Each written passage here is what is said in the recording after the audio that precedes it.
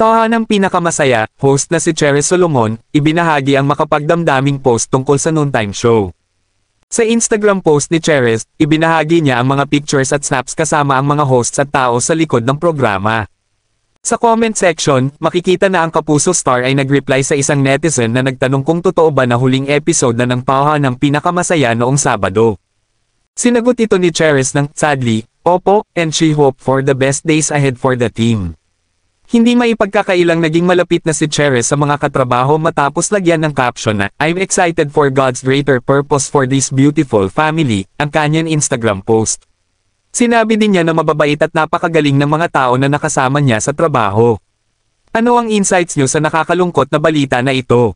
Ilagay sa comment section ang inyong nararamdaman. Marami pang showbiz chika ang aabangan. Huwag kalimutang mag-subscribe at mag-like sa video para sa mga latest chika.